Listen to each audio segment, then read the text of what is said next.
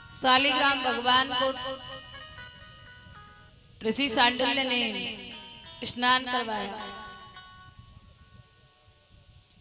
और स्नान कैसे करवाया? उन्हें पंचामृत से स्नान करवाया, दही से, दूध से, घी से, शर्करा से और शहद से। भगवान कन्हैया सब कुछ देख रहे हैं और जैसे ही शहद से स्नान करवाए हो शालिग्राम जी को, तो अब तो जो श्रीदामा बैठा हुआ है वो अपने होठों पे अपने जीभ को फिराने लगा, क्योंकि शहद मीठा होता है, और फिर कन्हैया की तरफ देखने लगे। तो कन्हैया ने इशारों में कह दिया कि अब चुप रहने, पूजा तो शुरू हो दे।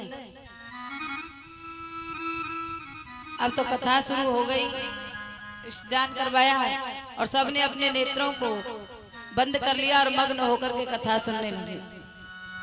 ठाकुर जी ने देखी कि शालिग्राम धरे कैसे मीठे है रहे, बड़े स्वाद लगेंगे, सो शालिग्राम जी को उठाया और अपने मुंह में धर लियो। और सांडिल्य ऋषि ने जब जयकारो लगायो तो यशोदा मैया ने अपने नेत्रन को खोलो, नंद बाबा ने भी खोलो, पर जब नेत्रन को खोलो तो शालिग्राम नहीं है वहां पे। यशोदा मैया इधर उधर देखने लगी, क्या भाई तो शालिग्राम जी को स्नान करवाया, शालिग्राम जी कहाँ गए?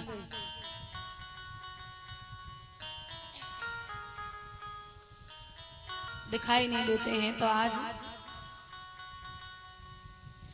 यशोदा मैया ने ठाकुर जी की तरफ देखा, भगवान कन्हैया की तरफ देखा,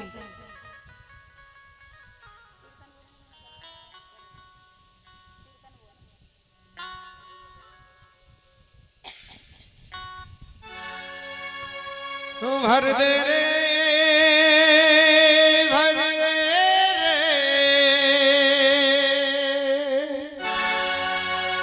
भर दे रे श्याम झोली भर दे क्या रखा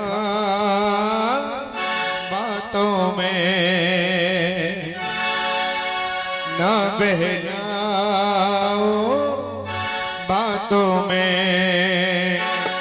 भर दे रे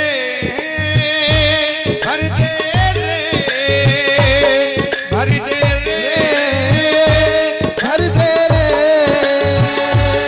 भर दे रे श्याम झोली भर दे ना बहलाओ बातों में ना बहलाओ बातों में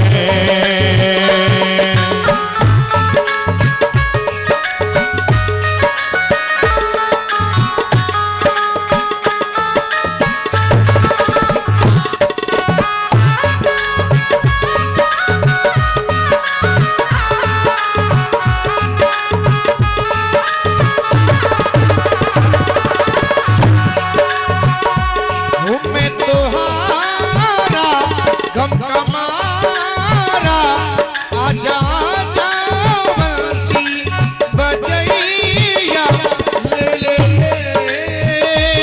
ले ले ले ले ले रे श्याम अब तो ले ले मेरा अपने हाथों में ना बहलाओ अब तो बातों में।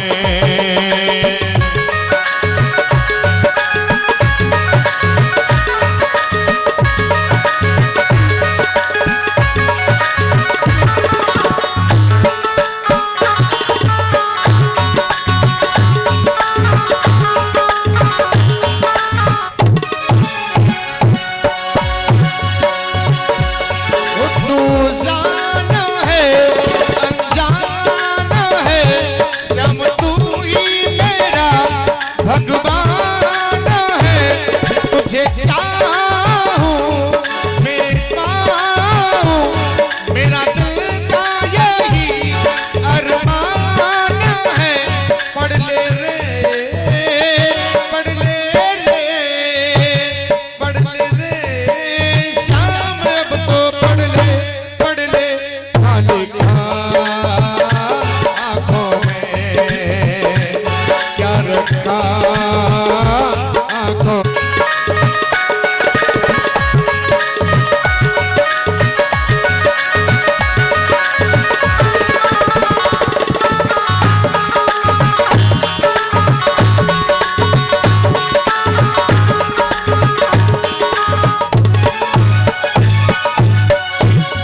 गुलबाग के बिहारी लाल की जय।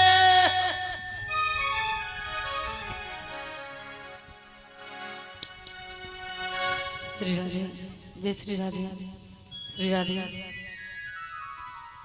श्री राधे। बोलिए कृष्ण कन्हैया लाल की जय। आज भगवान कन्हैया ने अपने मुख में शालिग्राम जी को धर लियो। यशोदा मैया ने नेत्र खोल के देखी तो शालिग्राम भगवान कहीं दिखाई नहीं दे रहे। मैया ने देखी कि सामने बैठा मधुमंगल मुस्कुरा रहे हो कन्हैया की तरफ। तो मैया समझ गई।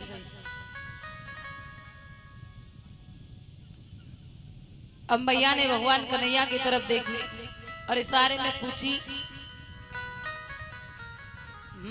कहाँ है? तो कन्हैया जी करे वो ना पता कहाँ है। तो मैया समझ गई क्योंकि गाल फूले हुए ठाकुर जी के। सो एक गुलचा मारो कन्हैया के गालन में। सो शालिग्राम निकल करके सिंहासन पर विराजमान हो गए। और नंद बाबा कुछ समझ भी नहीं पाए इस बीच में क्या हुआ। दोनों की तरफ देख रहे कि हो क्या रहा है। अभी तो शालिग्राम जी थे नहीं, अभी कहां से आ गए। किसी प्रकार पूजा संपन्न हुई। उसके बाद में उन विप्र देवता के लिए यशोदा मैया सुंदर सुंदर खीर लेकर के आई, क्योंकि ब्राह्मणों को खीर बहुत प्रिय होती है। खीर लेकर के आई, खीर सामने रखी हुई है, भोजन प्रसादी लेकर के आई हैं। और जब पंडित जी ने देखा कि सामने सुंदर सुंदर भोजन प्रसादी रखी हुई है, तो अपने इष्ट देव को याद करके, श्री ठाकुर जी को याद करके उन्हें भोजन के लिए आमंत्रित कर रहे हैं, बुला रहे हैं। और जब उन्होंने नेत्र बंद करके ध्यान किया ठाकुर जी का, तो भगवान कन्हैया, आज भगवान कन्हैया ने पंडित जी के सामने से खीर का कटोरा उठा लिया और उसे खा गए, झूठी कर दिया। ब्राह्मण देवता कहने लगे, अपने मन में सोचा कि देखो इनके लाला ने तो ये खीर झूठी कर दी। मैया को पता लगी तो मैया कहने लगी, कोई बात नहीं पंडित जी, मैं तुम्हारे ताई दूसरी बार खीर बना लाऊंगा। सो दोबारा खीर बनाई। जब यशोदा मैया लेकर के आई तो दोबारा से उन्होंने अपने इष्ट देव का ध्यान किया, दोबारा से ठाकुर जी को बुलाने लगे। तो यशोदा मैया कन्हैया को एक कमरे में अंदर बिठा करके आ गई। कि ये कन्हैया मानेगा नहीं, है छोटा सा बच्चा है, दोबारा से आ गया तो कमरे में जाकर के बिठाया। लेकिन जब दोबारा से ध्यान किया पंडित जी ने, तो कमरे का गेट खोला ठाकुर जी ने और निकल करके पंडित जी के पास, और वो तो नेत्र बंद करके बैठे हुए हैं पंडित जी, क्योंकि ठाकुर जी का ध्यान कर रहे हैं। इधर कन्हैया ने खीर का कटोरा उठाया और खाने लग गए। पंडित जी ने दोबारा देखा, पंडित जी कहने लगे मैया तुम्हारा ये लाला बड़ा नटखट है, माने ना। मैया डांटने लगी कि देख कन्हैया ऐसा नहीं करते हैं, ये गलत बात है, मैंने तुझसे मना किया है और ये ब्राह्मण देवता है, तू इनकी खीर को बार बार झूठी क्यों करता है, ये तो अच्छी बात नहीं है। कन्हैया कहने लगे मैया ये बार बार नेत्र ने बंद करके मोकू बुला में, तो तू बता मैं आंगो नहीं, अगर तोय कोई बुलावे तो तू जाएगी ना है। कि हाँ बेटा जाऊंगी, पर तोय कौन बुला रहे हो, कि पूछ पंडित जी थे कौन है बुला रहे हैं, कौन को ध्यान कर रहे हैं। तो जब इस प्रकार से कन्हैया ने कहा तो आज विप्रदेव को ज्ञान हो गया कि ये तो तीनों लोगों के अधिपति हैं, ये तो श्री ठाकुर जी हैं। चरणों में लेट गए और आज माता यशोदा के आंगन में लोट लगाने लगे हैं विप्रदेव। अरे मैया तेरे भाग्य की बलिहारी जाते हैं जो तूने साक्षात तीनों लोगों के अधिपति को श्री ठाकुर जी को अपना बेटा बना लिया है। और मन ही मन में सोच रहे हैं कि यशोदा ने कौन सी भक्ति की है, कौन सा ऐसा पुण्य किया है जो श्री ठाकुर जी इसके यहाँ जन्म लेकर के आए हैं। और सभी देवता मैया यशोदा के भाग्य की सराहना करते हैं। भगवान कन्हैया ने एक बार अपनी टोली को लेकर के एक ग्वालिन के घर में घुस गए और वहां उस ग्वालिन ने भगवान को पकड़ने के लिए अपनी मटकी को छींके पर टांग दिया और छींके पर टांग करके उस पर एक घंटी लटका दी कि जब कन्हैया आवेगो माखन चुरावेगो तो घंटी बजेगी और घंटी बजेगी तो मैं कन्हैया को पकड़ लूंगी। आज ठाकुर जी आए, अपने सखाओं को घोड़ा बनाया और उनके ऊपर चढ़ गए और मटकी में से माखन को निकाल करके खिलाने लगे। मटकी के ऊपर जो घंटी है उससे प्रार्थना की कहे घंटी तुम बजना मत। घंटी ने स्वीकार कर लिया, लेकिन जैसे ही भगवान कन्हैया खाने लगे माखन को तो घंटी जोर जोरों से बजने लगी। अब घंटी तो जोरों से बजने लगी तो गोपी ने पकड़ लिया। तो भगवान कहवे लगे कोई बात ना है, गोपी ने तो पकड़ लिया, पर घंटी तू यूं बता कि मैंने तो पते वचन लियो कि यदि मैं माखन खाऊं तो तू बजियो मत, पर तू एक बात बता तू बजी क्यों। तो घंटी कहवे लगी कि ठाकुर जी एक बात बताओ, जब मंदिरों में आपकी पूजा होती है, आपको भोग लगाया जाता है, आरती की जाती है, तो मैं बजती हूँ कि नहीं बजती हूँ। कि हाँ बजती हूँ। और एक बात बताओ, जब आप साक्षात आज भोजन कर रहे हो, प्रसाद को आरोग रहे हो, माखन खा रहे हो और मैं ना बजूं, तो एक बात बताओ फिर मेरा अस्तित्व रह जाएगा, मुझे कौन पूछेगा, लोग मुझे मंदिरों में भी नहीं टांगेंगे। तो ठाकुर जी कहने लगे बात तो तेरी सही है। तो श्री सुखदेव स्वामी कहने लगे राजन परीक्षित अनेक लीलाओं के द्वारा ठाकुर जी सबके मन को आकर्षित करते हैं, मन को मोहित करते हैं, बड़ा ही आनंद प्रदान करते हैं। एक दिन भगवान कन्हैया अपने घर से निकले, नित्य प्रति रोजाना गायों को चराने के लिए जाते हैं। पहले ठाकुर जी ने बछड़े चराए, उसके बाद भगवान अब मैया से कहने लगे मैया अब मैं छोटा नहीं, अब तो मैं बड़ा हो गया हूँ, क्योंकि तू कहती थी कि लाला तू छोटो है और तू तो बछड़ा चरा लायो कर, तो अब तक तो मैं बछड़ा चरा दो, पर अब मैया अब तो मैं बड़ा है गए हूँ, अब तो मैं गैया चराए में जाऊंगा। तो मैया कहने लगी लाला तू चलो जाइयो, पर संग में बलराम को भी लेके जाइयो। भगवान ने अपने सखाओं को एकत्रित किया, टोली बनाई और आज भगवान के सभी सखा गायों को लेकर के और गोवर्धन की तलहटी में चराने के लिए जाते हैं। कंस ने वहां पर राक्षसों को भेजना प्रारंभ कर दिया।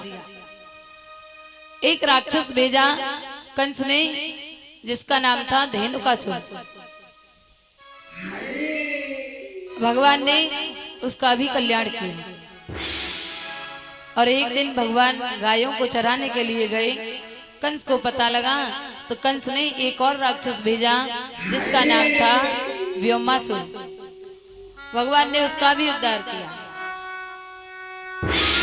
और कुछ दिन बाद जब कंस ने देखा कि कृष्ण का तो बाल भी बांका नहीं हुआ है, तो उसने एक और राक्षस भेजा जिसका नाम था बकासुर। आज उस बकासुर ने बगुले का रूप धारण किया। बड़ा ही सुंदर बगुला है, एकदम सफेद कलर का बहुत बड़ा बगुला गायों के मध्य में बैठा है। नेत्रों को बंद कर रखा है, एक पैर पे खड़ा हुआ है और ऐसा लग रहा है जैसे श्री ठाकुर जी की समाधि में लीन हो। आज ठाकुर जी ने देखा कि ये तो कोई राक्षस है और ये बगुले का रूप धारण करके गायों के मध्य में बैठा है। ये जरूर या तो सखाओं को कोई हानि पहुंचाएगा या मेरी गायों को कोई हानि पहुंचाएगा। तो आज श्री ठाकुर जी ने उस बगुले का भी उद्धार कर दिया।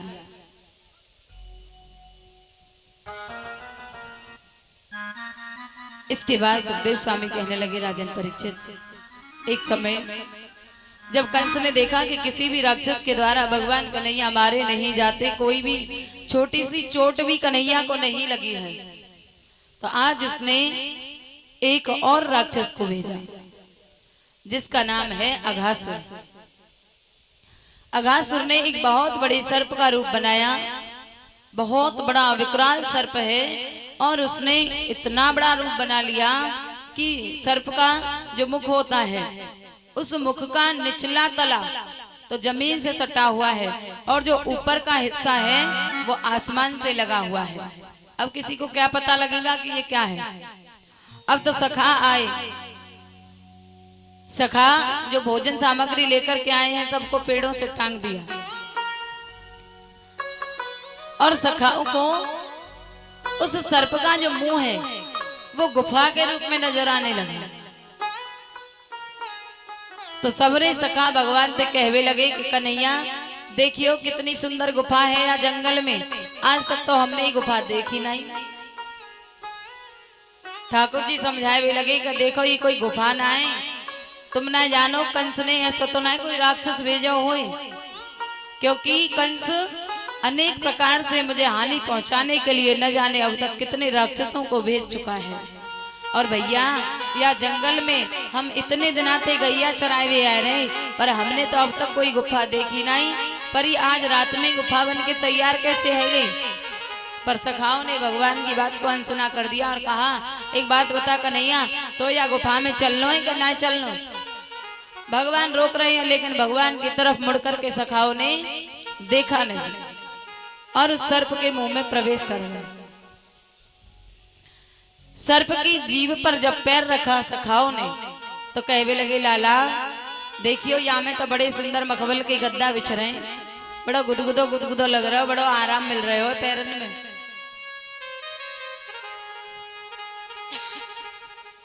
श्री सुखदेव स्वामी कहने लगे, राजन परीक्षित थोड़ा आगे और चले सखा तो उन्हें उस सर्प के दांत नजर आए और कहा सखाओं ने कि लाला या गुफा में तो देख खूंटी लग रही हैं, क्योंकि जाकाऊ ने गुफा बनाई होगी शिल्पकार ने, तो बाने सोची होगी कि जब पर्यटक यहाँ में आएंगे तो सामानों संग लेके आएंगे, तो सामान टांगवे की उचित व्यवस्था कर देंगे।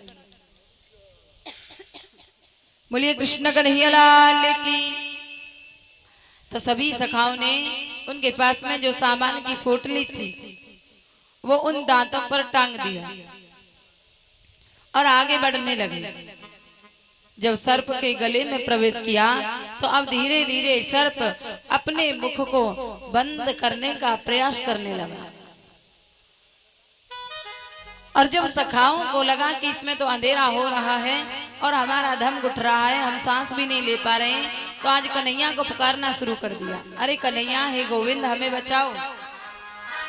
पीछे से श्री ठाकुर जी आते हैं और अपने सखाओं की रक्षा करने के लिए आज वो तैयार हो गए। बोलिए कृष्ण कन्हैया लाल की। हो तू मेरा यार है, मेरा दिलदार है, काली कमली वाला मेरा यार है, मेरे मन का मोहन तू दिलदार है। आइएगा उठा करके दोनों हाथ और तालियों के साथ सभी झूमते हुए गाएंगे, कहेंगे काली कमली वाला मेरा यार है, यार है, मेरे मन का मोहन तू दिलदार है। काली कमली वाला मेरा यार है, यार है, मेरे मन का मोहन तू दिलदार है। वास्तव में हम सबका एक ही भाव होना चाहिए। भगवान कन्हैया से कहेंगे तू मेरा यार है, मेरा दिलदार है, तू मेरा यार है, मेरा दिलदार है।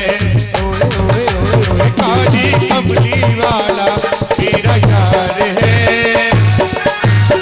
मेरे मन का मोहन तू दिलदार है। ओ,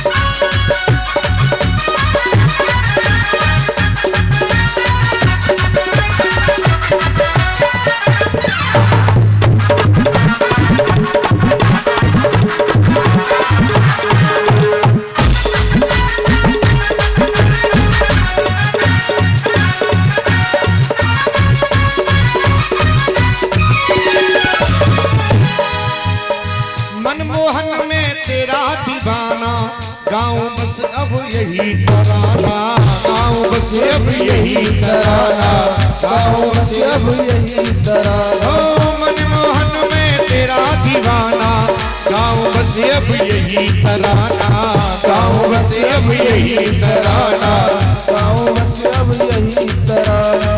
श्याम सलोने तू मेरा इजहार है, श्याम सलोने तू मेरा इजहार है, मेरे मन का मोहन तू दिलदार है।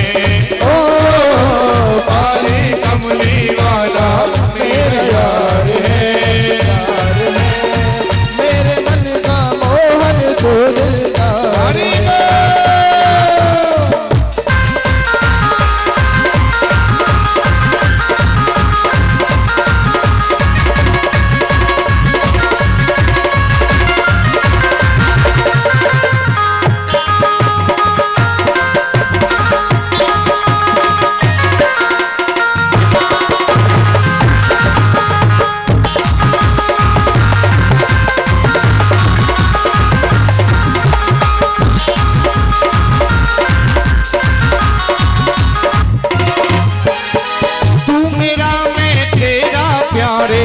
यह जीवन अब तेरे हवाले, ये जीवन अब तेरे हवाले, ये जीवन अब तेरे हवाले। ओ तू मेरा मैं तेरा प्यारे, यह जीवन अब तेरे हवाले, ये जीवन अब तेरे हवाले, ये जीवन अब तेरे हवाले।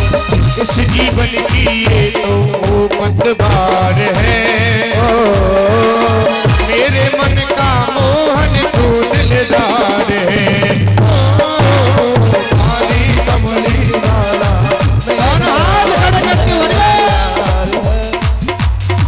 मेरे मन का मोहन तू दिलदार है।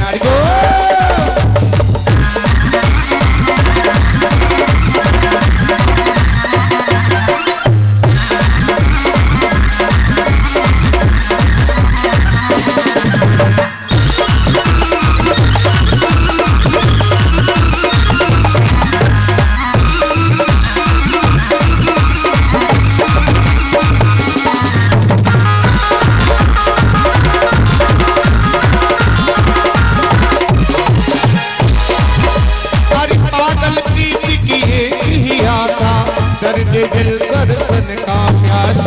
दर्द दिल दर्शन का प्यासा, दर्द दिल दर्शन का प्यासा। पागल प्रीति की एक ही आशा, दर्द दिल दर्शन का प्यासा, दर्द दिल दर्शन का प्यासा, दर्द दिल दर्शन का प्यासा। तेरे हर वादे पे मुझे एतबार है, तेरे हर वादे पे मुझे एतबार है। मेरे मन का मोहन तो दिलदार है। आई कमली वाला मेरा यार है, यार है। मेरे मन का मोहन तो दिलदार है।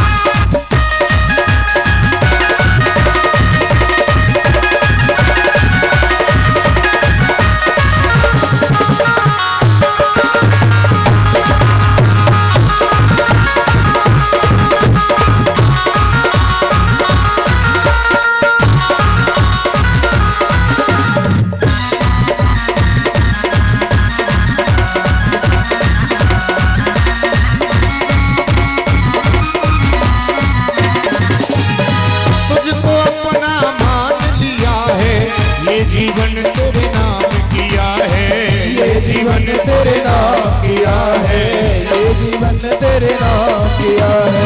तुझको अपना मान लिया है, ये जीवन तेरे नाम किया है, ये जीवन तेरे नाम किया है, ये जीवन तेरे नाम किया है। क्षेत्र विक्षेत्र को बस तुमसे ही प्यार है, क्षेत्र विक्षेत्र को बस तुमसे ही प्यार है, प्यार है। मेरे मन का मोहन तो दिलदार है। काली कमली लाला मेरा यार है, यार है। मेरे मन का मोहन तो दिलदार है। अरे मेरे मन का मोहन तो दिलदार है, मेरे मन का मोहन तो दिलदार है। मेरे मन का मोहन तो दिलदार है, मेरे मन का मोहन तो दिलदार है, मेरे मन का मोहन तो दिलदार है।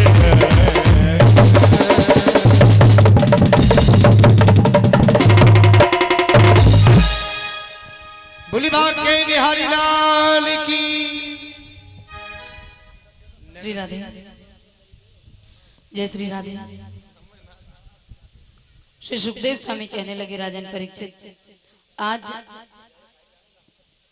भगवान अपने सखाओं को बचाने के लिए आए, लेकिन भगवान के होते हुए भी भगवान के सखा पाप के मुख में प्रवेश कर गए। दैत्य का नाम है अघासुर और अघमाने होता है पाप, और भगवान के होते हुए भी भगवान का भक्त पाप के मुख में प्रवेश कर नहीं सकता। लेकिन इस लीला में क्या दिखा रहे हैं ठाकुर जी? तो भगवान के भक्त पाप के मुख में प्रवेश कब कर गए और कैसे कर गए? क्योंकि जब भगवान के सखाओं ने अघासुर के मुख में प्रवेश किया था, उस समय श्री ठाकुर जी ने मना किया था, लेकिन उन सखाओं ने माना नहीं। और उस समय उन सखाओं ने भगवान के मुख की तरफ अपना मुख नहीं किया था, बल्कि श्री ठाकुर जी की पीठ की तरफ, अर्थात भगवान के जो सखा हैं वो ठाकुर जी से विमुख हो गए। और तुलसीदास जी कहते हैं कि जब जीव भगवान को अपने सामने रखता है और भगवान के सम्मुख रहता है, तो वो सपने में भी पाप नहीं कर सकता और पाप के मुख में प्रवेश नहीं कर सकता। इसी बात को श्री तुलसीदास भी कहते हैं, सन्मुख होए जीव मोह जब ही कोटि जन्म अघनाशय तब ही राम सिया राम। क्या कह रहे हैं तुलसीदास जी? सन्मुख होए जीव मोह जब ही और जन्म कोट अघनाशय तब ही। यदि जीव मुझे सन्मुख रखता है, मेरे समक्ष रहता है, तो मैं उसके 1 2 4 जन्म नहीं बल्कि उसके करोड़ों जन्मों के पापों का नाश कर देता हूं।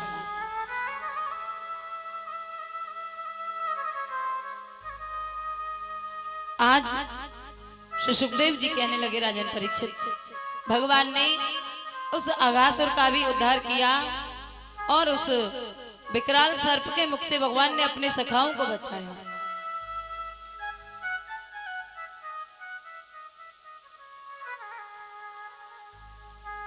आज सभी सखा और भगवान कन्हैया एक वृक्ष के नीचे बैठे हैं।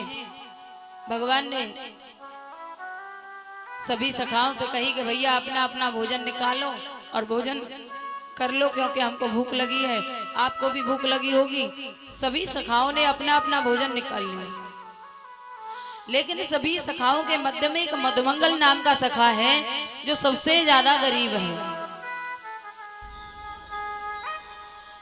मधुमंगल अपने मन में सोच रहा है, कन्हैया ने सबके घर को भोजन खाया, पर आज तक मेरे घर को भोजन कन्हैया ने नहीं करा। सुखदेव जी कहते हैं राजन परीक्षित, भगवान सबके हृदय की बात को जानने वाले होते हैं। भगवान ने कहा, भैया मधुमंगल, आज तू कहाँ लेके आयो है? भैया आज मैं तेरे हाथ से और तेरे घर का भोजन करूंगा। जब ठाकुर जी ने ऐसा कहा तो मधुमंगल के नेत्रों में जल आ गया। कहने लगा, मैं क्या दूं ठाकुर जी को? सो कहने लगा, लाला तू थोड़ी देर प्रतीक्षा कर, मैं अबही घर जाऊं और पूछ के आऊं आज मैया ने कहा बनाया, क्योंकि मैं तो आज लेट है गयो, सो मैया कछु बनाए नहीं पाई। सो भागा हुआ गया मैया के पास में और बाहर से ही आवाज लगाई, मैया ओ मैया, देख एक सुंदर सो कछु तू अपने घर में कोई सामग्री ढूंढ। और कन्हैया ने आज मेरे घर को भोजन मंगवाया, बड़ा उत्सुक है, लेकिन वो जानता है कि मेरे घर में कोई अच्छी सी वस्तु, अच्छी सी सामग्री कन्हैया के लायक नहीं है, क्योंकि कन्हैया तो पेड़न को भोग लगावे, माखन खावे, मिश्री खावे, और मेरे घर में कुछ भी नहीं है। सुमैया कहने लगी, लाला तू जाने कि हमारे घर में दरिद्रता को निवास है, हमारे घर में कुछ भी नहीं है जो हम कन्हैया को दे सके। मधुमंगल बड़ी आशा भरी नजरों से माँ की तरफ देखने लगा, मैया देख ले कछु होए तो एक बार देख के तो आ सके, हमारे घर में कछु धरे होए पर हमें पता नहीं हुई। सो मैया कहने लगी, तेरी तसल्ली के लिए मैं एक बार देख करके बताती हूँ। अंदर गई है, देखा कि 3 दिन की बासी छाछ एक छोटी सी मटकी में रखी है। उस मटकी को उठाया और कहने लगी, लाला हमारे घर में तो 3 दिन की बासी छाछ रखी है, पर तेरा कन्हैया तो माखन खावे, मिश्री खावे, पेड़ा खावे, पर मेरे घर में तो कछु ना है, 3 दिन की बासी छाछ है। कहा तू या छाछ है कन्हैया को पिलाए पावे हो? मधुमंगल कहने लगे, भैया छाछ तो ना है, पर तू ऐसा कर, या छाछ को बेसन बना दे, कढ़ी बना दे ठाकुर जी है, मैं यही खवावे को प्रयास करूंगा। मैया ने बड़े भाव के साथ में उस 3 दिन की खट्टी छाछ से कढ़ी बनाई और उस कढ़ी को उसी मिट्टी के पात्र में मधुमंगल कन्हैया के लिए लेकर के जा रहा है। जैसे ही कन्हैया के नजदीक पहुंचता है, दूर से कन्हैया दिखाई दे रहा है, भोजन की प्रतीक्षा कर रहा है। मधुमंगल ठिठक गया, रुक गया। 3 दिन की खट्टी छाछ, वो भी कन्हैया के लिए, जो मीठी वस्तु खाता है उसे तो माखन पसंद है, मिश्री पसंद है, मेवाएं पसंद है, और ये मैं क्या कर रहा हूं? मैं कितना बड़ा मूर्ख हूं। अरे इस इतनी खट्टी छाछ का बेसन कन्हैया कैसे खा पाएगा? ये सोच करके रुक गया और उस कढ़ी को स्वयं ही खाने लगा। सुखदेव स्वामी कहने लगे, राजन परीक्षित, आज जब मधुमंगल ने उस कढ़ी को खाया तो थोड़ी सी कढ़ी उसके मुख पर भी फैल गई।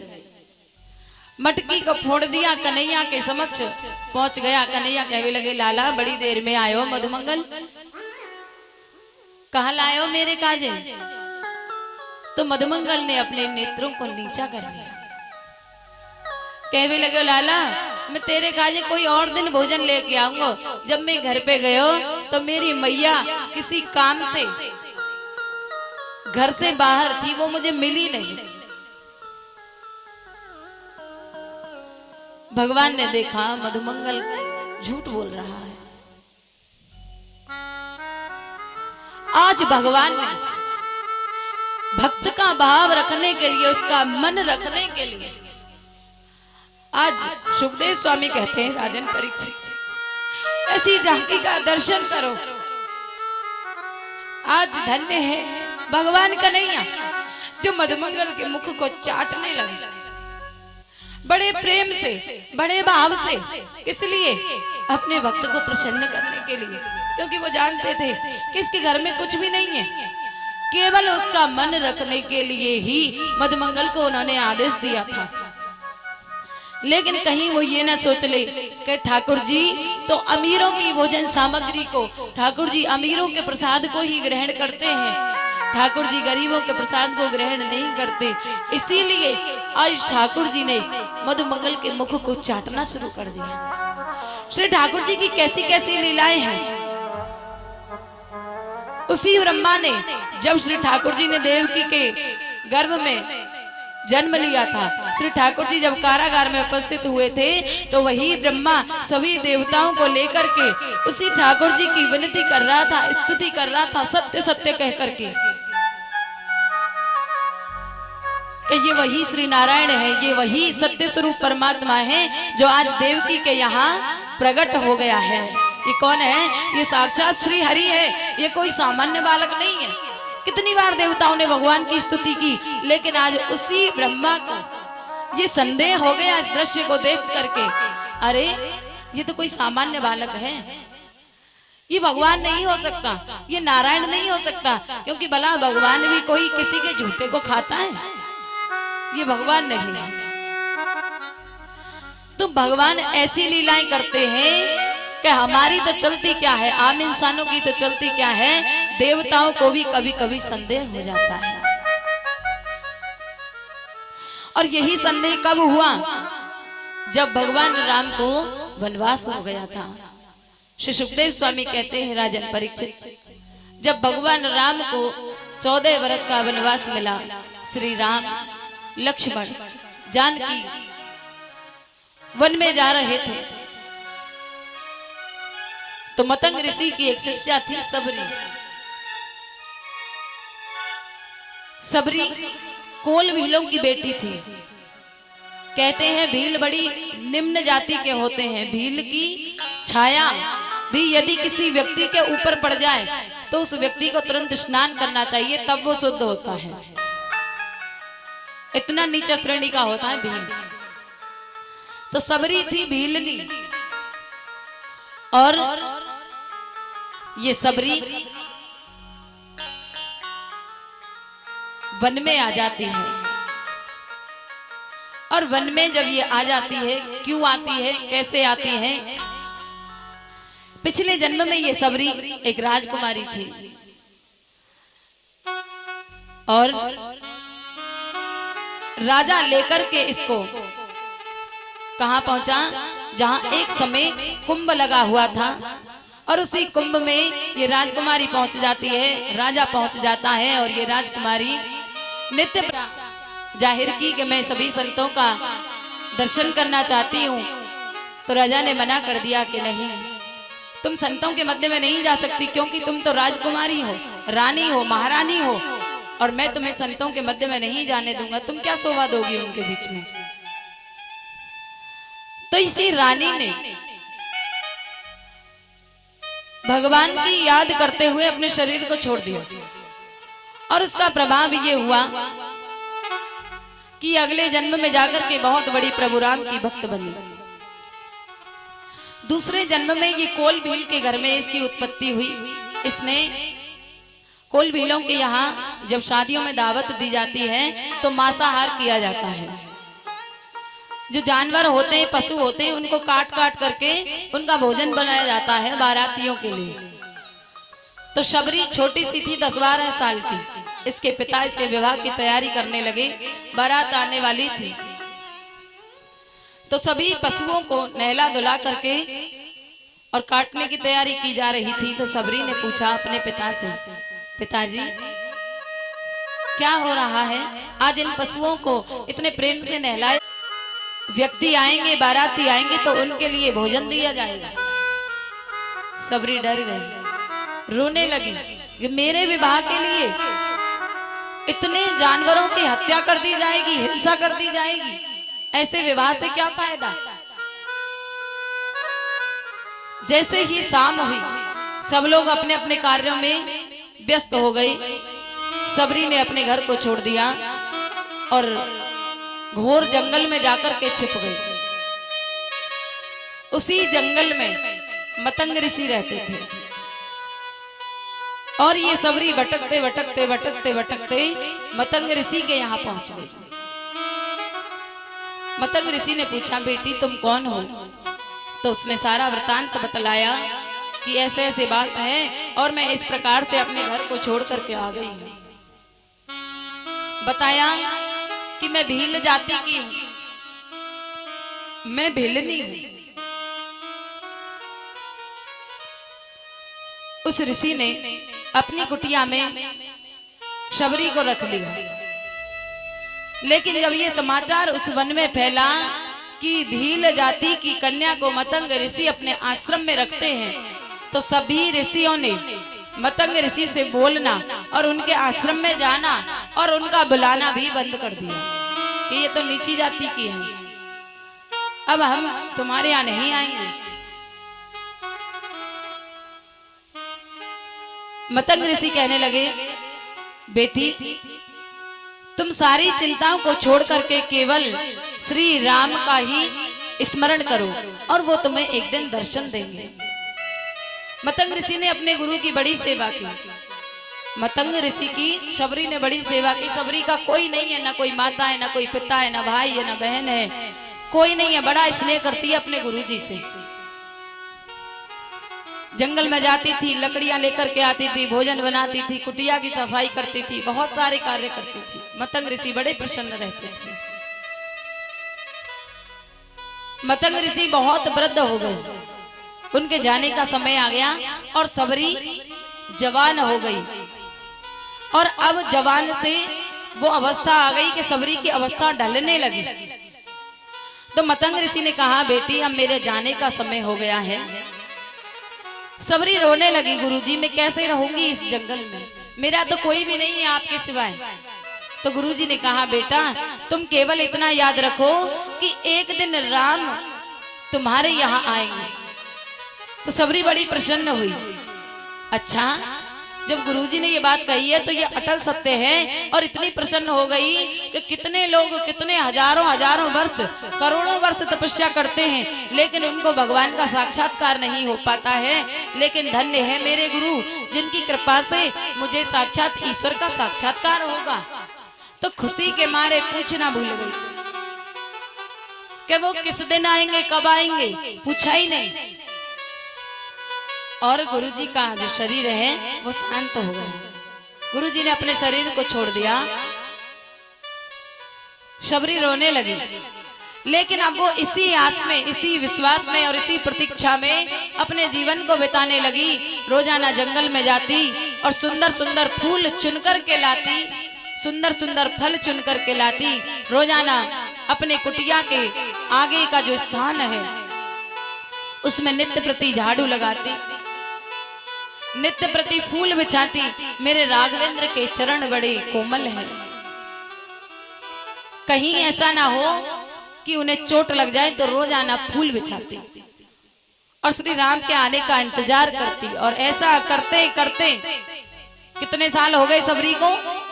2 4 6 10 20 साल नहीं, बल्कि सबरी की सारी अवस्था ही प्रतीक्षा में निकल गई और सबरी इतनी बूढ़ी हो गई कि आज सबरी लाठी लेकर के चलती है। जो लोग 2 4 महीने भगवान की उपासना करते हैं, भगवान की प्रार्थना करते हैं, व्रत करते हैं, कोई नियम करते हैं, 1 2 साल में यदि फल नहीं मिलता है तो लोग भगवान बदल देते हैं। और ऐसे तमाम भक्तों को मैंने अपनी आंखों से देखा है। एक स्त्री थी, मथुरा में हमारी कथा हो रही थी, तो उसने कहा कि पहले तो मैं दुर्गा मैया का व्रत करती थी अष्टमी का, पर मैंने कोई चीज मांगी थी तो वो मुझे मिली नहीं, अब तो मैं साईं बाबा का किया करूंगी गुरुवार का व्रत। तो ऐसे ऐसे लोग हैं। लेकिन सबरी बूढ़ी हो गई, कभी उसने ये नहीं सोचा, कभी भी अपने गुरु के वचन पर उसे संदेह नहीं हुआ कि मैं बूढ़ी हो गई, पता नहीं कब मर जाऊं। और मुझे तो ऐसा लगता है गुरुजी झूठ बोल करके गए हैं, राम तो पता नहीं कब मिलेंगे। वो नित्य प्रति सी विश्वास में, और ऐसा करते करते सबरी बूढ़ी हो गई, पर उसने अपने नियम को और अपने विश्वास को तोड़ा नहीं, डगमगाया नहीं। तो एक दिन जब भगवान को वनवास मिला तो कुछ समय के पश्चात में आज वही प्रभु श्री राम और सबरी के आश्रम पर आ गए, ऋषियों से पूछते हुए कि भाई मतंग ऋषि का आश्रम कौन सा है। तो सभी संत भगवान को देख करके बड़े प्रसन्न हुए। अरे ये तो प्रभु राम है। बड़े प्रसन्न होते कहा, महाराज पहले हमारी कुटिया पे चलो, पहले हमारी कुटिया को पावन करो, क्योंकि कई कई हजार वर्षों से वो वेट कर रहे थे भगवान का कि भगवान आएंगे। तो कहने लगे पहले हमारे आश्रम पे चलो। लेकिन श्री राम कहने लगे नहीं, सबसे पहले मैं सबरी को दर्शन देने जाऊंगा। अब तो सभी जो संत हैं उन्होंने एकता कर ली, कहने लगे कि ये तो कोई साधारण पुरुष है, ये भगवान नहीं है।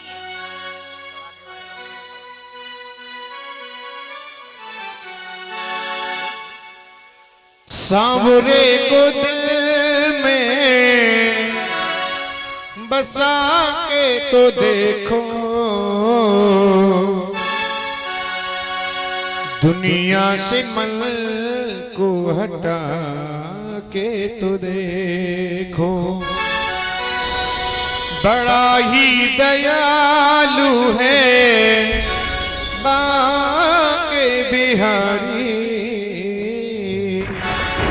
एक बार वृंदावन कर तो देखो। आएगा, जलपान भी करते रहो और समय समय पर भैया झूमते रहो। बाके बिहारी भक्तों के दिलदार, सदा लुटाते हैं कृपा के भंडार। बाके बिहारी भक्तों के दिलदार, सदा लुटाते हैं कृपा के भंडार। बाके बिहारी भक्तों के दिलदार, सदा लुटाते हैं कृपा के भंडार। सांवरे को दिल में बसा के तो देखो, सांवरे को दिल में बसा के तो देखो। एक बार वृंदावन आकर तो देखो, एक बार वृंदावन आकर तो देखो। बड़ा ही दयालु है बाके बिहारी, बड़ा ही दयालु है बाके बिहारी। बड़ा ही दयालु है बाके बिहारी। एक बार वृंदावन आकर तो देखो, एक बार वृंदावन आकर तो देखो। हरि बोल।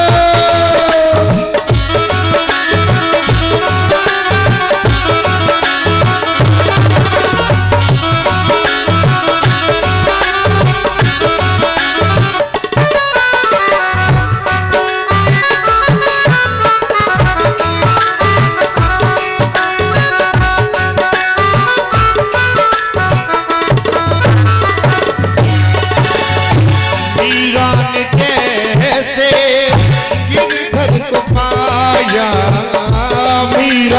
जैसे हृदय को पाया, प्याला जहर का अमृत बनाया, प्याला जहर का अमृत बनाया, प्याला जहर का अमृत बनाया। तुम अपनी हस्ती मिटा कर तो देखो, तुम अपनी हस्ती मिटा कर तो देखो, उठा करके दाना हाथ और तुम कर तो देखो। एक बार वृंदावन आकर तो देखो।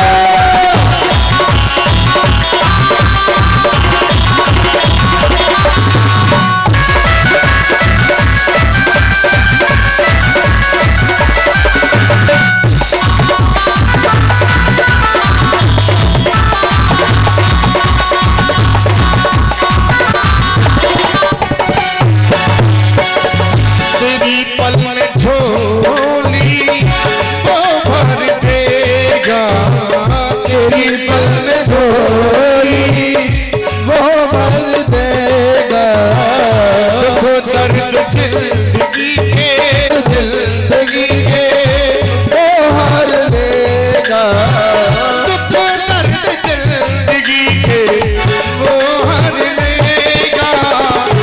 चौखट में दामन फैला कर तो देखो, चौखट पे दामन फैला कर तो देखो।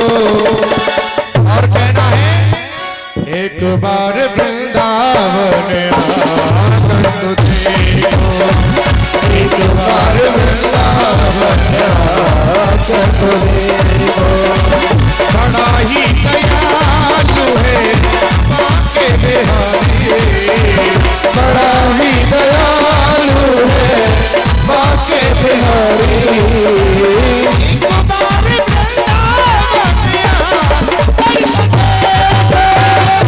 एक बार वृंदावन आकर तो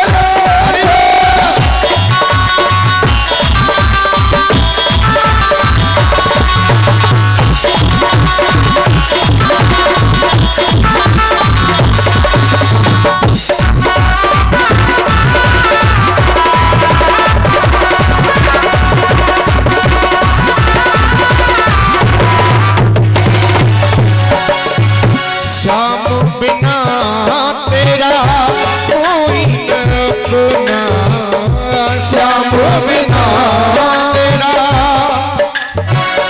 कोई न अपना, ये दुनिया है झूठा सपना, ये दुनिया है झूठा सपना, ये दुनिया है झूठा सपना। ये दुनिया है झूठा सपना, नजरों से पर्दा हटा कर तो देखो, नजरों से पर्दा हटा कर तो देखो। उठा करके दोनों हाथ और तालियों के साथ एक बार वृंदावन आकर तो देखो, एक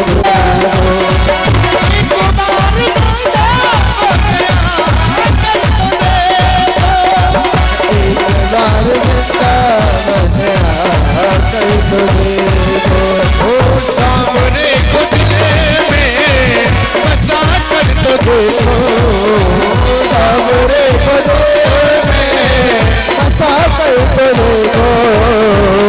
एक बार वृंदावन आकर तो देखो, एक बार वृंदावन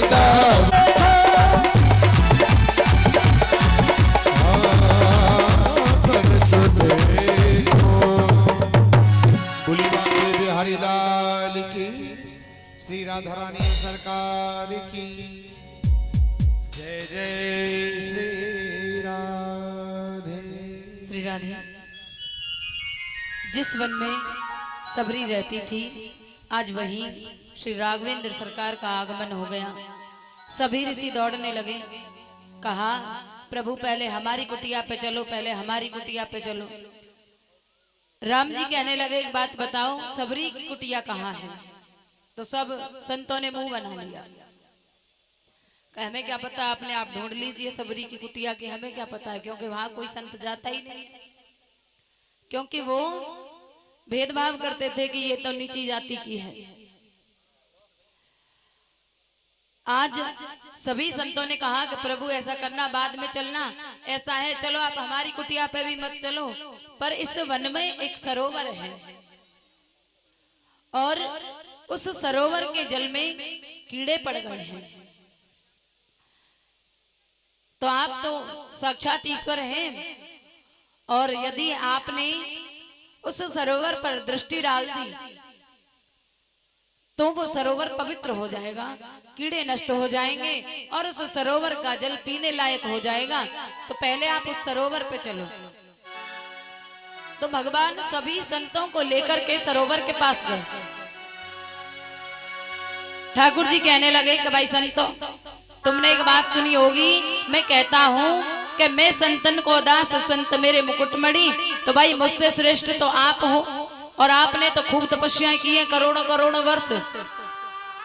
तो जो सामर्थ्य मेरे अंदर है वही सामर्थ्य आपके अंदर भी है। तो आप ऐसा करो कि अपने अपने चरण इस सरोवर में डालो। और मेरा ऐसा विश्वास है कि आप इतने पवित्र संत हो, इतने पहुंचे हुए संत हो, आप जैसे ही अपने चरण इस सरोवर में डालोगे, इस सरोवर का जल स्वच्छ और पवित्र हो जाएगा। तो सब संत बड़े अपने मन में प्रसन्न होने लगे, क्योंकि सबको अपनी तपस्या पर विश्वास था कि हाँ, हमने तो वास्तव में कई कई वर्ष, कई कई हजार वर्ष तपस्या की है, तो हमारी तपस्या का इतना प्रभाव तो है कि ये जल पवित्र हो जाएगा। सो बड़े बड़े संतों को बुलाया। संत अपना चरण उस जल में डालते, एक एक करके जितने भी संत थे सभी संतों का नंबर आ गया, पर किसी के भी चरण के स्पर्श से वो जल स्वच्छ नहीं हुआ। अब सभी संत कहने लगे कि प्रभु ऐसा है कि ये तो आपके ही चरण से शुद्ध होगा जल। तो भगवान ने अपना भी चरण उस जल में डाल दिया, लेकिन फिर भी वो जल शुद्ध नहीं हुआ, अशुद्ध ही रहा। कीड़े उसमें मौजूद हैं और जल स्वच्छ नहीं हुआ। तो आप भगवान ने कहा सभी संतों से कि अब तुम मेरे साथ मेरे पीछे पीछे चलो और मुझे सबरी की कुटिया का रास्ता बतलाओ। सभी संतों को लेकर के भगवान सबरी के यहाँ आए। सबरी ने जैसे ही श्री राघवेंद्र सरकार को देखा तो भाव विहल हो गई। रोजाना चुन चुन करके फल लेकर के आती थी ठाकुर जी के लिए। सो राम और लक्ष्मण को बिठा लिया, बड़ी प्रसन्न हुई, रोती जाती है और ठाकुर जी को देख करके कुटिया के अंदर गई। कहने लगी प्रभु मैं आपके लिए फल लेकर के आई थी, बेर लेकर के आई हूं, तो आप उनको ग्रहण करो। सो राम जी बैठ गए, लक्ष्मण जी खड़े रहे। सबरी बेर खिलाने लगी, लेकिन फिर उस बेर को अपनी तरफ खींच लिया। ऐसा ना हो कहीं ये बेर खट्टा हो, तो खट्टे बेर को भगवान कैसे खाएंगे, पहले मैं ही इसे देख लेती हूँ चख करके कि बेर खट्टा है या मीठा है। खट्टा होगा तो फेंक दूंगी और मीठा होगा तो खिला दूंगी। तो सबरी ने उस बेर को आधा काट करके खा लिया। कहने लगी बड़ा मीठा बेर है, राघवेंद्र को इसका स्वाद बड़ा अच्छा लगेगा, सो उनके मुंह में दे दिया।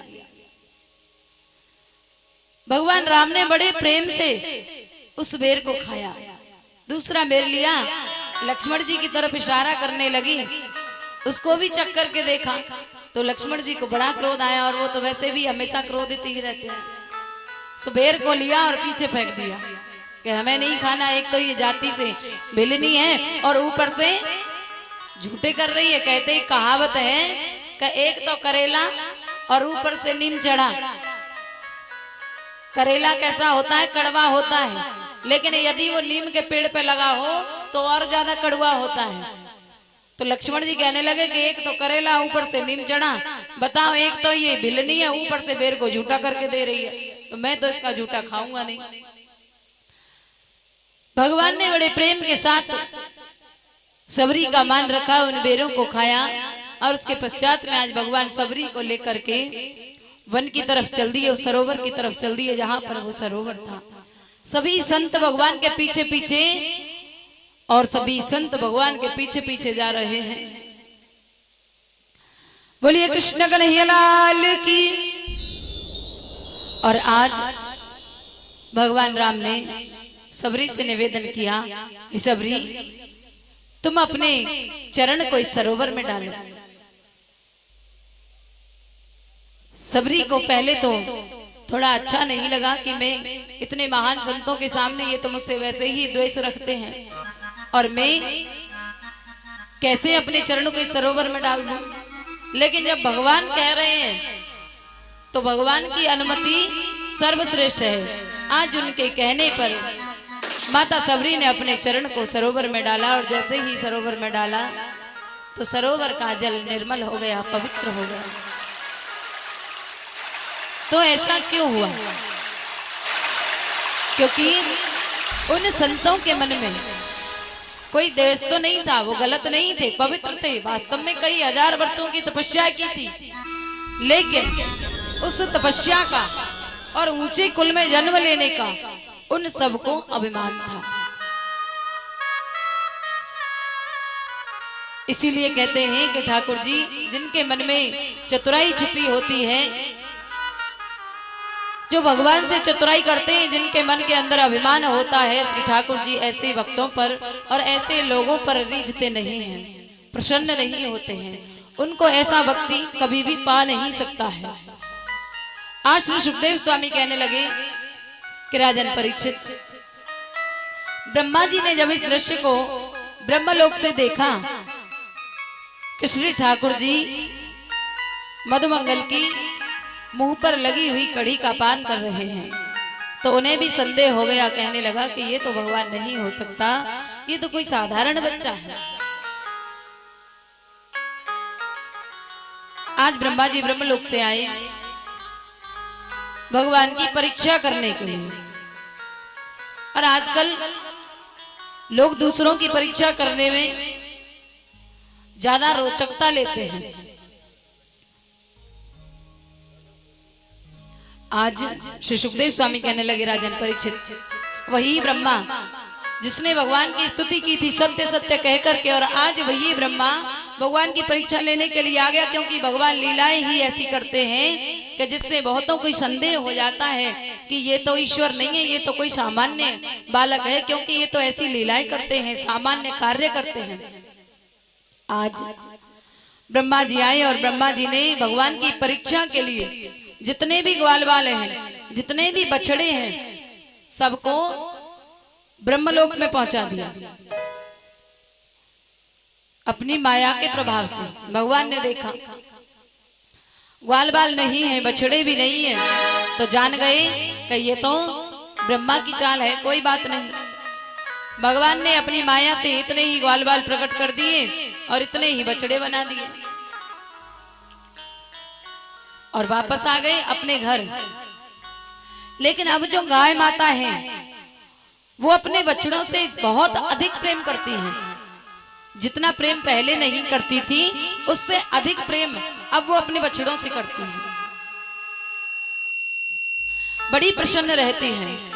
इसी दृश्य को बलदाऊ ने देख लिया तो बलदाऊ समझ गए कि ये बछड़े कोई और नहीं, साक्षात कन्हैया ही सभी बछड़ों में समाया हुआ है। एक से भगवान अनेक हो गए, वही बछड़ों में है और वही ग्वाल बाल बने हुए हैं। आज श्री सुखदेव स्वामी कहने लगे,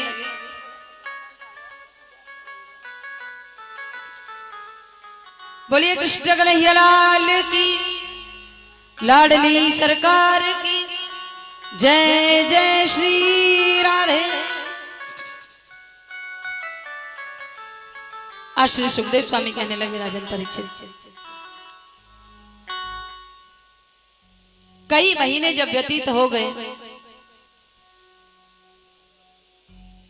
तो ब्रह्मा जी ने विचार किया कि धरती पर जाकर के देखना चाहिए, क्योंकि जितनी भी गोपियां हैं वो अपने बच्चों के विलाप में रो रो करके अपने प्राणों को छोड़ चुकी होंगी और कन्हैया भी रो रहा होगा। लेकिन ब्रह्मा ने देखा कि उतने ही ग्वाल वाल हैं और उतने ही बछड़े हैं। अब ब्रह्मा जी को बड़ा आश्चर्य हुआ, सोचने लगे कि ये जो ग्वाल वाल मैं जमीन पर देख रहा हूं ये असली है या जिन्हें मैं ऊपर पहुंचा के आया हूं वो असली है।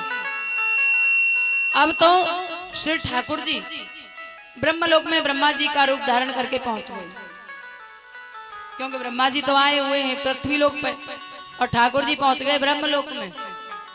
और ब्रह्मलोक में जाकर के उन्होंने ब्रह्मा जी का स्वरूप बना लिया और कहा, जितने भी उनके द्वारपाल थे सबसे कह दिया कि भाई अब यदि ब्रह्मा जी जैसी शक्ल का कोई व्यक्ति अंदर आवे तो उसको अंदर मत आने देना, क्योंकि संसार में बहरूपी बहुत घूम रहे हैं अपनी प्रतिष्ठा पाने के लिए, अपना नाम करने के लिए, कोई किसी चीज के लिए, कोई किसी चीज के लिए, तो तुम उन्हें अंदर मत आने देना और मैं अब ध्यान में बैठ रहा हूं। जब इस प्रकार से कहा तो वो कहने लगे, ठीक है महाराज, आप अपने समाधि में लीन हो जाओ और हम तो जो रोजाना कार्य करते हैं उसको कर रहे हैं। तो ब्रह्मा जी आते हैं देखने के लिए, तो द्वारपालों ने कहा कि वास्तव में आज तो ब्रह्मा जी सही कह रहे थे, विधाता ने सही कहा था कि बहरूपी ये संसार में बहुत घूम रहे हैं, तो ये तो बिल्कुल हमारे ब्रह्मा जी के जैसी शक्ल का लगता है, पर जो असली विधाता है वो तो अंदर बैठे हुए हैं, ये तो कोई नकलची आ गया है, ये तो कोई आडंबर करने वाला है। तो उससे कहा कि सावधान, और अंदर नहीं आ सकते हो। क्यों? बोलिए कृष्ण कन्हैया लाल की। क्योंकि हम जानती हैं कि तुम तो नकली हो और हमारे जो विधाता हैं वो असली है। तो अब तो ब्रह्मा जी सोचने लगे ये हो क्या रहा है। ध्यान लगा करके देखा तो टेढ़ी टांग वाला आसन पर बैठा हुआ है और इसी ने सारा खेल रचा है। ब्रह्मा जी घबरा गए, क्या करूं, एक तो पहले अपराध कर दिया, अब ऊपर से मेरी गद्दी पे भी बैठ गए, अब किस प्रकार से क्षमा याचना करूं। सो घबरा गए और किसी प्रकार से मना मनू करके अंदर आ गए और भगवान की 3 प्रदक्षिणाएं की और चरणों में साष्टांग लेट गए। कहने लगे, प्रभु मुझसे आपका भारी अपराध हुआ है, मुझे क्षमा कर दो। क्या करूं, आप लीला ही ऐसी करते हो कि हर किसी को ये संदेह हो जाता है कि तुम ईश्वर नहीं हो, तुम तो कोई साधारण बालक हो, साधारण मनुष्य हो, इसमें मेरी कोई गलती नहीं है। श्री ठाकुर जी ने ब्रह्मा जी को क्षमा किया, पृथ्वी लोक पे आए और अब ठाकुर जी ने, जब ठाकुर जी प्रातःकाल जगे तो सभी शिष्यों के यहाँ गए, सभी अपने सखाओं के यहाँ गए और जाकर बोले कि भाई आज हम गैया चराने नहीं जाएंगे। सभी सखा कहने लगे, तो भाई तुम कहाँ जाओगे? कि आज हम खेल खेलेंगे और श्री यमुना जी के किनारे पर जाकर के खेलेंगे, आज गैया चराने की छुट्टी है। और बलराम जी से मना कर दिया कि बलदाऊ भैया आप हमारे संग के नहीं हो, तुम हमसे बहुत बड़े हो, तो हम तुम्हें साथ लेकर के नहीं जाएंगे।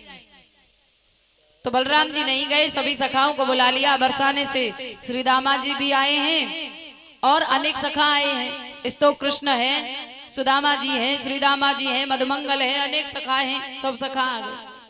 सो बड़ा सुंदर खेल खेलने के लिए यमुना जी के किनारे पहुंचे हैं और भगवान कहने लगे कि आज हम एक बड़ा ही सुंदर खेल खेलेंगे। भाई तुम में से किसी के पास गेंद है क्या? तो सबने हाथ हिला दिया कि हमारे पास तो नहीं है। तो श्री दामा की तरफ देखा तो श्री दामा कहने लगे कि हाँ हमारे पास आते है गेंद, पर सुन हमारी जो गेंद है वो सोने से मड़ी हुई है, ऐसी वैसी गेंद नहीं है। तो भैया मेरी गेंद को बड़ा ख्याल रखियो, तो दे तो दूंगा, पर भैया मेरी गेंद है ना हिसाब किताब तो खेलियो। तो ठाकुर जी कहने लगे चिंता मत करो। अब तो भगवान खेल खेलने लगे और खेल खेल में ठाकुर जी जानबूझ करके उस गेंद को सभी सखाओं की तरफ करते हैं, लेकिन श्रीदामा की तरफ नहीं करते एक भी बार। और श्रीदामा बार बार सोचता है कि गेंद अब की बार मेरी तरफ आएगी, अब की बार मेरी तरफ आएगी, लेकिन सभी सखा बचाते हुए श्रीदामा को ही छोड़ देते हैं। श्रीदामा ही की गेंद है और श्रीदामा कोई मिल नहीं रही है तो बड़ा क्रोध आता है, बार बार देखता है, प्रतीक्षा करता है, फिर अपना समूह बना लेता है और जानबूझ करके चिढ़ा करके ठाकुर जी श्री दामा के आगे से उस गेंद को ले जाते हैं। अब तो भगवान ने इसी प्रकार से एक भी बार श्री दामा को उस गेंद को हाथ लगाने नहीं दिया। बोलिए कृष्ण कन्हैया लाल की। हो काली देह पे खेलन आयो री मेरो 1200 कन्हैया, 1200 कन्हैया, हो मेरो छोटो सो कन्हैया। सभी झूमते हुए हो काली देह पे खेलन आयो री मेरो 1200 कन्हैया, काली देह पे खेलन आयो रे मेरो 1200 कन्हैया, ये मेरा छोटो सो कन्हैया, मेरो 1200 कन्हैया, मेरा छोटो सो कन्हैया।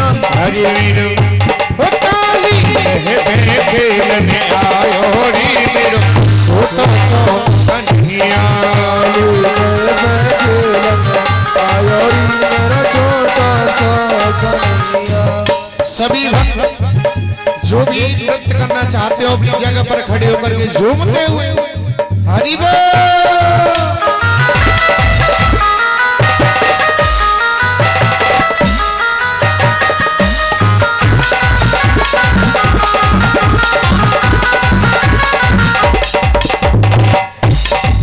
काली देह पे खेलने आयो री मेरो 1200 कन्हैया, काली देह पे खेलने आयो री मेरा 1200 कन्हैया।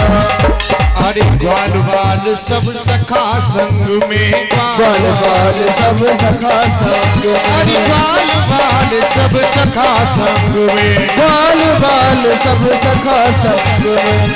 तो यानी गेंद को खेल रचायो री मेरो 1200 कन्हैया, काली देह खेलने आयो री मेरो 1200 कन्हैया। हरि बोल।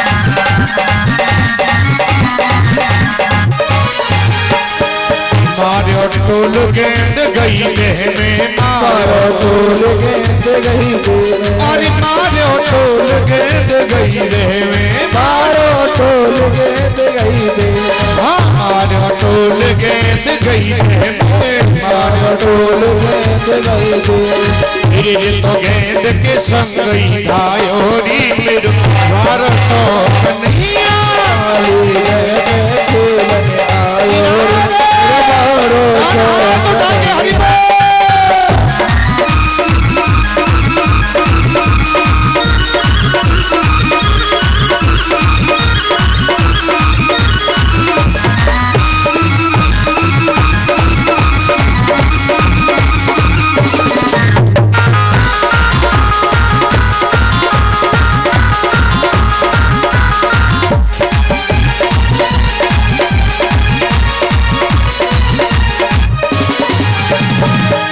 अरे काहे की पट गेंद बनाई, काहे की पट गेंद बनाई, काहे की पट गेंद बनाई, काहे की पट गेंद बनाई। काहे को बल्ला लायो री मेरो 1200 कन्हैया, काली देह खेलने आयो री मेरो 1200 हरि कन्हैया।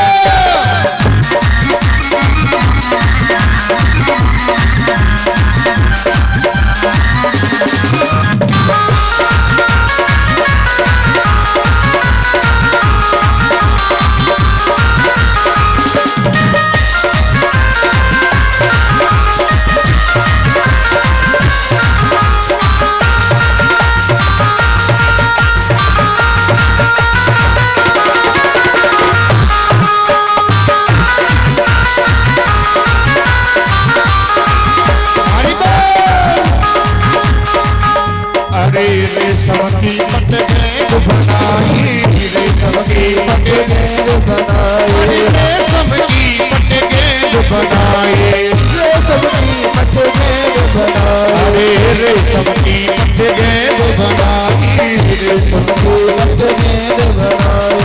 और चंदन कन्हैया काली जैसे खेलन आयो मेरा मारो सो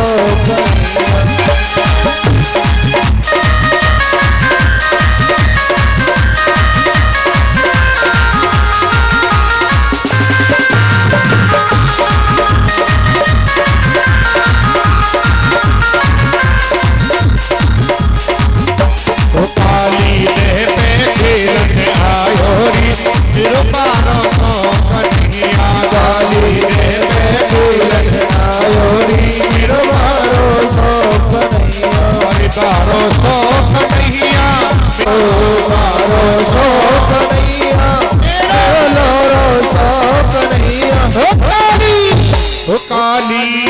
ओ काली देह में खेलन आयो री मेरा मारो सो कन्हैया, काली देह में खेलन आयो री मेरा मारो सो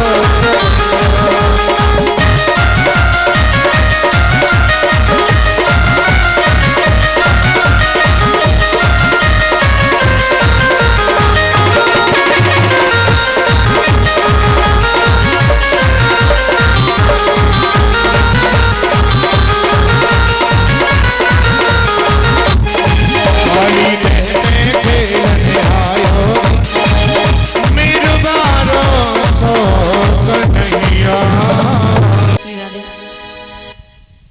श्री सुखदेव जी कहने लगे राजन परीक्षित, आज भगवान श्री दामा को बॉल नहीं देते हैं, बार बार उसे हटा करके ले जाते हैं। तो श्री दामा को बड़ा क्रोध आया, और क्रोध कब आया कि आज भगवान कन्हैया ने अपने सारे वस्त्रों को उतार दिया और कदम की डाल से लटका दिया, और सारे आभूषणों को भी लटका दिया और कदम पे चढ़ने लगे। कब चढ़ने लगे कि श्री दामा को क्रोध आया, कहने लगा भाई मेरी गेंद दे वापस। जब भाई तो मेरी गेंद ते खेल रहे हो है, और मेरी गेंद एक उड़ते ने मोही ना दी, मेरी गेंद दे दे। सो भगवान बोले मैं तो ना दे रहा, बता कहा करेगा। सो भगवान भागने लगे, पीछे से श्रीदामा भाग रहे हैं। सो ठाकुर जी ने गुस्सा में और उस गेंद को यमुना जी में फेंक दिया। अब तो श्रीदामा को और ज्यादा गुस्सा आया कि अगर गलती से चली जाती, अनजाने में चली जाती तो कोई बात नहीं थी, पर इसने तो जानबूझ करके मेरी गेंद को यमुना जी में फेंक दिया। अब तो श्री रामा कहने लगा कि मेरी गेंदे लेके आ। ठाकुर जी ने बड़ी लापरवाही से कह दिया हाँ दे देंगे तेरी गेंदे, का भागे जा रहे हैं। अब तो श्री रामा को और ज्यादा गुस्सा आया कि जानबूझ करके मेरी गेंद घेर दी है और मेरी तरफ देख भी नहीं रहा है, और इतनी लापरवाही से कह रहा है कि हाँ दे देंगे तेरी गेंदे। और सुन ऐसी एक ना है 10 गेंद मेरे महल में दिली है, चल कर ले आ जाइयो, आज ना दे रहे हम दे गेंदे। अब तो श्री दामा को बड़ा बुरा लगा कि अब तो चाहे कुछ भी हो जाए, मुझे अपनी गेंद चाहिए, मेरी गेंद चाहिए, और कैसे उम करके ला। ठाकुर जी बोले अच्छा। सो ठाकुर जी भागने लगे, पीछे से श्री दामा भाग रहा है कि मैं भी तो देखूंगा कहां तक भागेगा। सो ठाकुर जी के पीछे जब भाग रहा है श्री दामा, तो आज भगवान कदम की डाली पे चढ़ गए, एक एक करके उस डाली पे पहुंच गए जिससे ऊपर कोई डाली नहीं है।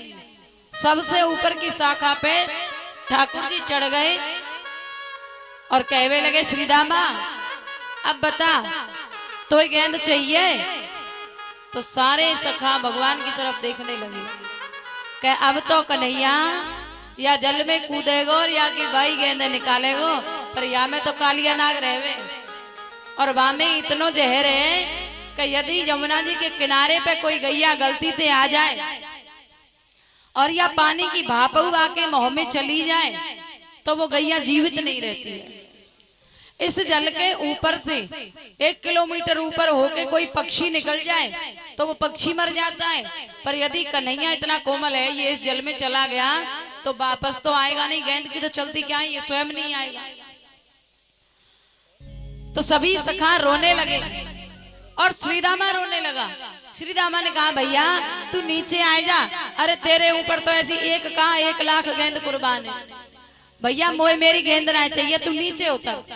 लेकिन भगवान कहने लगे ना श्रीदामा तो मैं तेरी ही गेंद लेके आऊंगा। सो भगवान ने नीचे छलांग लगा दी यमुना जी के जल में। अब तो सब सखा रो। इधर मैया यशोदा को अपशगुन होने लग गए। मैया यशोदा को अचानक याद आई कि मेरा लाला सुबह को गयो है, आज तो गैया चराए भी नहीं गए और अभी तक आयो ना, छोटो सो भूख लग रही होगी। सो मैया ढूंढने गई इधर उधर पड़ोस में अड़ोस में, पर कहीं नहीं मिले भगवान। सो बलराम को सामने से आते देखा, सो बोली कि बलराम जरूर जानता होगा। थोड़ी तसल्ली हुई, बलराम से पूछा बेटा कन्हैया कहाँ है? बलराम कहने लगे कि मैया हमें नहीं पता, आज तक वो हमें अपने साथ भी लेकर के नहीं गया। सो बड़ी दुखी हुई यशोदा मैया, कहने लगी तो कहाँ गया है? अब तो यशोदा मैया को न जाने क्यों ऐसा भाव आयो कि मेरो लाला तो आज यमुना जी पर गयो, क्योंकि 2-3 दिन पहले कह रहे हो कि मैया या यमुना जी के पास जाके हमारी कई गाय मर चुकी हैं, तो कहूँ लाला यमुना जी में ही तो ना गए। नंद बाबा ने, यशोदा मैया ने, सभी ग्रामवासियों ने दौड़ लगा दी यमुना जी की तरफ। और वहां जब पहुंचे तो देखते हैं सभी ग्वाल बाल मूर्छित पड़े हुए हैं, किसी को भी होश नहीं है। मैया यशोदा आवाज देने लगी, सभी सखाओं को पुकारा, श्री दामा को आवाज दी तो श्री दामा को थोड़ा होश आया। कहने लगा मैया तेरे लाला ने तो यमुना जी के जल में छलांग लगाई दी। जैसे ही सुनी यशोदा मैया ने तो धड़ाम से नीचे जा गिरी और मूर्छित हो गई। नंद बाबा रोने लगे। यशोदा मैया की मूर्छा दूर हुई तो बार बार यमुना जी में जाने के लिए, कूदने के लिए बार बार तैयार हो जाती हैं और बार बार बलराम पकड़ते हैं, गांव के लोग पकड़ते हैं, अरे मैया रुक जाओ तुम्हारे लाला को कछु ना है भैया। लेकिन जब बार बार कूदने का प्रयास करती हैं तो बलराम ने बड़े गुस्से के साथ में और कठोर शब्दों में आज माता को पकड़ लिया। कहने लगा मैया सुन, मैं विश्वास देता हूँ, तुझे आश्वासन देता हूँ कि तेरे लाला को कुछ नहीं होगा, चुपचाप खड़ी रह। मैया खड़ी हो गई। इधर भगवान कन्हैया जब यमुना जी के जल में उन्होंने प्रवेश किया तो देखा अनेक नाग पत्नियां, अनेक नागिन वहां पर मौजूद हैं। उन नागिनों से पूछा, अरे नागिनों तुम्हारा पति कहाँ है? कालिया नाग कहाँ है? तो वो स्त्रियां कहने लगी, अरे बेटा तुम इतने सुंदर हो, इतने कोमल हो, एक बात बताओ कि आज तक इस यमुना जी में जीवित कोई भी अंदर नहीं आ पाया। पशु पक्षी दूर से ही मर जाते हैं, पर तुम कैसे जीवित आ गए? तो भगवान कन्हैया ने कहा कि हम जो तुमसे पूछ रहे हैं पहले उसका जवाब दो कि कालिया नाग कहाँ है? तो वो कहने लगी कि हे पुत्र, तू जिस किसी का भी पुत्र है, हमें प्रसन्नता है कि तू अब तक जीवित है, लेकिन यदि हमारे पति जाग गए तो तू जीवित नहीं रहेगा, क्योंकि ये तो किसी देवता का प्रभाव है, किसी देवता की तुझ पर बड़ी कृपा है जो तुझे अब तक जीवन मिला हुआ है। लेकिन यकीन मान, यदि हमारा पति जाग गया तो तू उसकी क्रोध अग्नि में और उसके विष से जल करके भस्म हो जाएगा। लेकिन कन्हैया ने खुद ही ढूंढ लिया, ये तो बताएंगी नहीं, खुद ही ढूंढ करके और आज कालिया नाग में लात का प्रहार किया। 2-3 लात मारी और उन लातों के प्रहार से आज कालिया नाग की निद्रा टूट गई और बड़ी जोर से फुफकारने लगा और बहुत जहर को उगलने लगा। और भगवान को आज उसने अपने अंदर जकट लिया, लपेट लिया। भगवान भी आज अपने शरीर को फुलाने लगे। भगवान ने अपने शरीर को मोटा कर दिया, तगड़ा कर दिया और कालिया नाग की नस नस ढीली हो गई। कालिया नाग अपने शरीर को ढीला छोड़ने लगा। उसी समय भगवान उसके लपेटों से निकल करके और कालिया नाग को जल से ऊपर ले आए। और जल से ऊपर जब ले आए तो लात के प्रहार से ठाकुर जी 101 फनों पर, कालिया नाग के फन पर चढ़ गए ऊपर। और ऊपर जब चढ़ गए तो नृत्य करने लगे, और जब नृत्य करने लगे तो भगवान के चरणों से कालिया नाग के प्रत्येक फन से रुधिर बहने लगा। और इस दृश्य को देवता देवलोक से देख रहे हैं, पुष्पों की वृष्टि करने लगे। इधर यशोदा मैया कहने लगी, ओ लाला, लाला देख ये बड़ा जहरीला नाग है बेटा, अब तक तेने छोटे मोटे सांप पकड़े, मैंने तू देखे हो कि सांपन के बिल में हाथ घुसाता रहे, पर बेटा हरे पीरे सांप है मुंह से फूसे खाने, पर बेटा ये तो कालिया नाग है, ये तो जीवित नहीं छोड़ेगा, जल्दी बाहर निकलिया। पर भगवान कन्हैया तो नृत्य करने लगे। और आज कालिया नाग को ये एहसास हो गया, विश्वास हो गया कि ये तो साक्षात श्री हरि है। क्षमा याचना करने लगा, कहने लगा, प्रभु अब मैं थक चुका हूं, मुझे क्षमा कर दो। भगवान ने कहा कि मैं तुझे क्षमा तभी करूंगा जब तू अपनी सारे परिवार के साथ में यहां से रमणक द्वीप को चला जाएगा। तो उस नागराज ने कहा कि मैं रमणक द्वीप को तो चला जाऊंगा, लेकिन जो भगवान श्री हरि का वाहन है गरुड़, वो मुझे निगल जाएगा, मुझे जीवित नहीं छोड़ेगा। भगवान ने कहा कि अब तेरे सिर पर मेरे चरण चिन्ह स्थापित हो गए हैं, तो अब वो गरुड़ तुझे कुछ भी नहीं कहेगा, ये मेरा तुझे वचन है, ये मेरा वरदान है। उसी समय कालिया नाग अपने परिवार के साथ में रमणक द्वीप को चला गया। भगवान कन्हैया जल से बाहर आए, माता यशोदा ने, नंद बाबा ने बड़ा प्रेम किया, बड़ा अनुराग किया, रोने लगे। श्री सुखदेव स्वामी कहने लगे कि परीक्षित, भगवान जब 7 बरस के हो गए तो उन्होंने गिरिराज को भी, 7 कोस के गिरिराज को 7 बरस की अवस्था में छोटी सी कनिका उंगली पर धारण किया था, और 7 दिन 7 रात भगवान ने अपनी उंगली पे उस गिरिराज पर्वत को धारण किया और सभी गोपों की रक्षा की। भगवान ने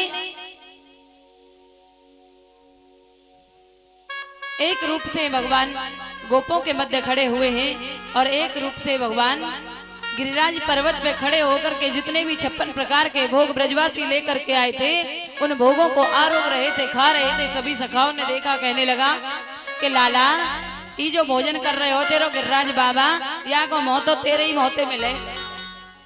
सो ठाकुर जी कहने लगे, हम भैया को मेरो सोई मोह है कि लाला ही तो बहुत सामग्री खा रहे हो, सबरे भोग खाए गए, जो बताने का था हमको छोड़ेगा कि सब ये खा जाएगा। तो ठाकुर जी बोले, ऐसा करो तुम यहाँ को पानी ले आओ, जल लेकर के आओ। अब तो सखा यमुना जी में से भर भर के जल ले जा रहे हैं, सो हार गए। कहने लगे, भैया हमारे बस की बात नहीं है इतनी दूर से जल लाना। तो ठाकुर जी ने कहा कि तुम सब अपने नेत्रों को बंद करो। तो सभी गोपियों ने, सभी ग्वाल वालों ने अपने नेत्रों को बंद किया, और श्री ठाकुर जी ने अपने मन के द्वारा वहीं पर मानसी गंगा को उत्पन्न कर दिया। बोलिए मानसी गंगा की।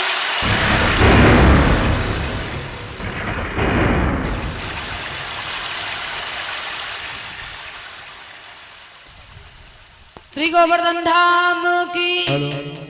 जय हो। आज